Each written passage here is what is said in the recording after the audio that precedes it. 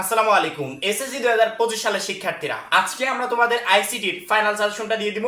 এই মুহূর্তে আমাদের টেস্ট পরীক্ষাটা দরজায় করা নাড়ছে এবং তার কয়েকদিন পরেই ফেব্রুয়ারিতে আমাদের ফাইনাল পরীক্ষা।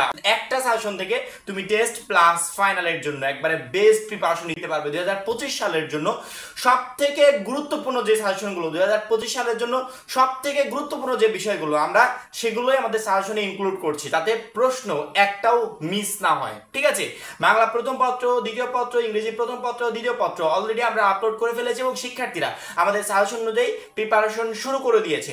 পর্যায়ক্রমে এখন আমরা আইসিটি নিয়ে আসছি এবং ওয়ান বাই ওয়ান তোমাদের পরীক্ষার আগে সবগুলো সাবজেক্টের সাজেশন আমরা আপলোড করে দিব। শুধুমাত্র সাজেশন না, তোমাদের এসএসসি 25 সম্পর্কিত এ টু জেড খুঁটিনাটি সকল আপডেট আমরা তোমাদেরকে দিয়ে দেব। ঠিক আছে, এসএসসি এর ক্ষেত্রে যে কোনো সাবজেক্টের প্রিপারেশন নেওয়ার ক্ষেত্রে একটা কথা মনে রাখবে যে এসএসসি তে সাধারণত আমাদের যে মূল বইটা আছে, মেন যে বইটা আছে, এই বই থেকে প্রশ্ন এসে থাকে। অর্থাৎ আমাদের ধরতে গেলে প্রায় 100% প্রশ্নই মূল বই থেকে আসে।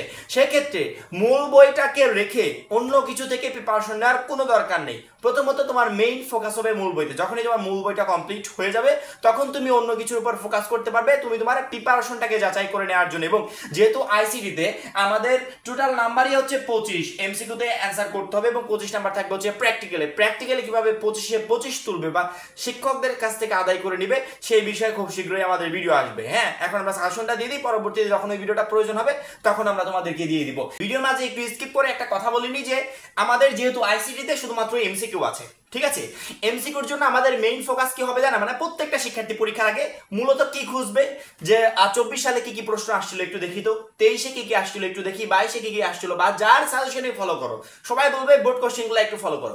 প্রত্যেকটা শিক্ষার্থী এখনই প্লে স্টোরে গিয়ে এসএসসি কোশ্চেন ব্যাংক লিখে সার্চ দিলে এই যে লাল মার্ক করা যে অ্যাপসটা দেখতে পাচ্ছ এটাকে ইনস্টল করবে। শুধুমাত্র আইসিটি না, সকল সাবজেক্টের কোশ্চেন ব্যাংক এখানে দেওয়া হচ্ছে। অর্থাৎ এই জায়গায় তুমি অজস্র প্রশ্ন পাবে, বিগত কয়েকটা বছরের বোর্ড কোশ্চেনগুলো পাবে, বিভিন্ন টপ 10 স্কুলের যে মডেল টেস্টের কোশ্চেনগুলো আছে সেগুলো পাবে। এই ভিডিও ডেসক্রিপশনে লিংক দিয়ে রাখবো, চাইলে লিংকে ক্লিক করে অ্যাপসটা ডাউনলোড করে নিতে পারো। এমসিকিউ 25টার ভিতর টার্গেট থাকবে, যেহেতু আমাদের টার্গেট মেইনলি যে এ প্লাস তোলা। এবং আরেকটা কথা প্রথমে বলি যে যেই সাবজেক্টগুলোতে আইসিটিতে 25টা এমসিকিউ, মানে আইসিটি পড়ার দরকার নেই, পরীক্ষার একদিন আগে রাত্রে পড়ে যাবো না, একদমই না। তুমি আইসিটিতে এ প্লাস পাবে, অল্প নাম্বার তুলে আইসিটিতে এ প্লাস পেয়ে একটা সাবজেক্টে তোমার এ প্লাস, মানে পরীক্ষায় এ প্লাস পেতে হলে একটা সাবজেক্টে তোমার এ প্লাস ধরা থাকলো, এটা কিন্তু সহজে তুমি এ প্লাস পেয়ে যাচ্ছ। এই একটা সাবজেক্টে এ প্লাস ধরা থাকলো, এই এ প্লাসের যে মূল্য, তুমি কঠিন একটা সাবজেক্টে, তোমার গ্রুপ ভিত্তিক সাবজেক্ট হতে পারে বা ইংরেজি হতে পারে, বাংলা হতে পারে, কঠিন একটা সাবজেক্টে অনেক কিছু পড়ে অনেক কিছু লেখে এ প্লাস তুলেছো, এই এ প্লাস আর ওই এ প্লাসের মূল্য কিন্তু সমান। কারণ কি, জিপিএ হিসাবের সময় দেখা হবে কে কয়টা সাবজেক্টে এ প্লাস পেয়েছে। এ প্লাস পেতে হলে যতগুলো সাবজেক্টে এ প্লাস পাওয়া প্রয়োজন ততগুলোতে পেয়েছে কিনা। সে যদি তুমি একটা সাবজেক্ট মিস করো, বাংলা মিস করো বা অন্যান্য কিছু মিস করো বা আইসিটি মিস করো, ওইগুলো কোনো ফ্যাক্ট না। দেখবে কয়টা সাবজেক্টে তার এ প্লাস হয়েছে, তখন ক্যালকুলেশন করে তোমার যদি এ প্লাস আসে এ প্লাসটা দিয়ে দিবে। সেক্ষেত্রে এ প্লাস হিসাবের ক্ষেত্রে আইসিটি যেমন গুরুত্ব বহন করবে, বাংলা ইংরেজি সেম কোয়ালিটিতে গুরুত্ব বহন করবে। এই জন্য যেই সাবজেক্টে সহজে এ প্লাস তোলা যায় ওই সাবজেক্টটাকে আগে কমপ্লিট করবে। তোমার এটা কমপ্লিট হয়ে থাকলো যে একটা সাবজেক্টে আমি মিনিমাম পুরো সাবজেক্টে এ প্লাস পাই বানাতে, একটাতে তো পাবো, এটা সাইডে থাকলো। কঠিন সাবজেক্টগুলোতে আগেই ফোকাস দিয়ে তোমার যেই সাবজেক্টগুলো সহজে তোমার এ প্লাস আসছে ওইগুলো প্রিপারেশন নষ্ট করো না। যেগুলোতে এ প্লাস পাওয়া সহজ সেগুলোতে আগে প্রিপারেশন নিয়ে ওইগুলোর এ প্লাসটা কনফার্ম করে সাইডে রেখে দিয়ে পরবর্তী যে সাবজেক্টগুলো কঠিন সেগুলো তুমি ধরবে। ঠিক আছে, পড়াশোনার সময় এই বিষয়টা একটু মাথায় রাখবে। এবং আইসিটিতে মূলত আমার যে 25টা এমসিকিউ থাকবে, আমাদের এই 25টা এমসিকিউ কমন পেতে হবে। 25টা এমসিকিউ কমন পাওয়ার জন্য আমি যদি তোমাদেরকে বলি যে 1 নাম্বার 2 নাম্বার 4 নাম্বার 5 নাম্বার পড়বে, 3 নাম্বারটা স্কিপ করো, যেমন আমরা সৃজনশীলের জন্য বলি যে এখান থেকে সৃজনশীল আসবে না, এমসিকিউতে বলার কোনো উপায় নাই। 25টা এমসিকিউ মিনিমাম প্রত্যেকটা চ্যাপ্টার থেকে 5টা করে এমসিকিউ তুমি পাবে। যদি কোনো একটা অধ্যায় থেকে 3টা দেয় তাহলে যে অধ্যায়টা বড় সেখান থেকে 2টা বাড়িয়ে দিবে। এভাবে 5টা অধ্যায় থেকেই তোমার এমসিকিউ প্রশ্ন হবে, একটা অধ্যায় মিস যাবে না। সেক্ষেত্রে প্রত্যেকটা অধ্যায় পড়তে হবে, কিন্তু কিভাবে পড়বে এটাই হচ্ছে মূল বিষয়। আইসিটির ক্ষেত্রে পরীক্ষা দিয়ে আসলে আমরা দেখি শিক্ষার্থীরা বলে যে ভাইয়া প্রচুর পরিমাণে খারাপ হয়েছে, প্রশ্ন অনেক হার্ড ছিল, এটা ছিল ওইটা ছিল। আইসিটিতে তুমি যদি বেস্ট প্রিপারেশন নিতে চাও, তোমার আমার প্রথম সাজেশন থাকলো যে ধরো যে তুমি 1 নাম্বার অধ্যায়টা পড়ছো, তথ্য যোগাযোগ প্রযুক্তি এবং আমাদের বাংলাদেশ 1 নাম্বার অধ্যায়টা পড়ছো, তুমি প্রথমত এই অধ্যায়ের প্রথম থেকে শেষ পর্যন্ত খুঁটিনাটি এ টু জেড আন্ডারলাইন করবে।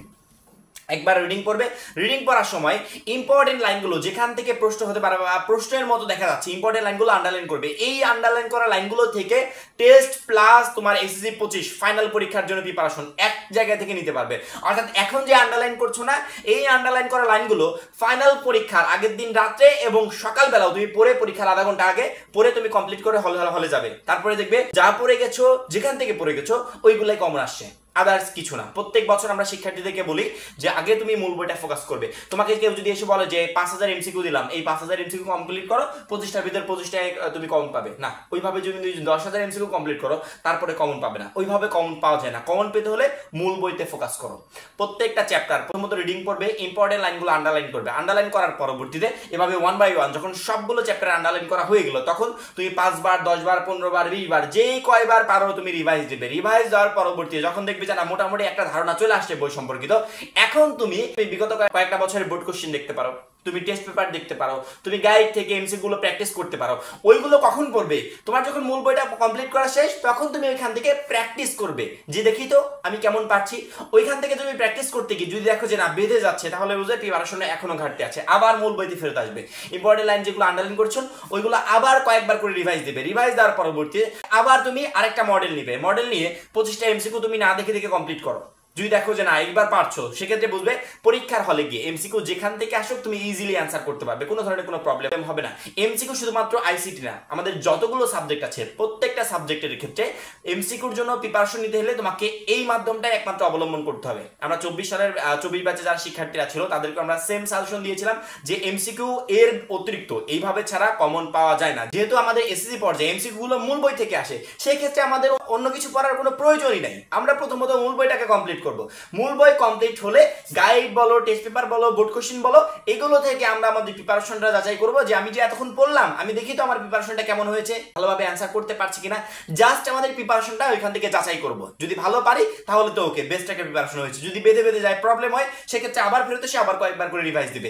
এইভাবে প্রিপারেশন নিলে তোমার আইসিটির 25টা এমসিকিউর 25টাই কমন থাকবে। এবং আমাদের এই সাজেশনটা বা গাইডলাইন ফলো করে যারা প্রিপারেশন নিয়ে পরীক্ষার হলে যায়, ইনশাআল্লাহ তাদের A+টা কনফার্ম থাকে। আমরা প্রত্যেকটা শিক্ষার্থীকে বলি যে কখনো টার্গেট যেন না হয় পরীক্ষায় পাস করতে চাই। প্রত্যেকটা শিক্ষার্থীর টার্গেট হবে পরীক্ষায় A+ পেতে চাই, এবং এমন টার্গেট নিয়ে পরীক্ষার হলে গেলে ইনশাআল্লাহ তুমি পরীক্ষাতে ভালো একটা রেজাল্ট করতে পারবে। এখন এই পর্যন্ত এসএসসি 25 পরবর্তী সকল সাজেশন এবং আপডেটের জন্য আমাদের চ্যানেলটা সাবস্ক্রাইব করে রাখবে। সবাই ভালো থাকবে, সুস্থ থাকবে। আল্লাহ হাফেজ।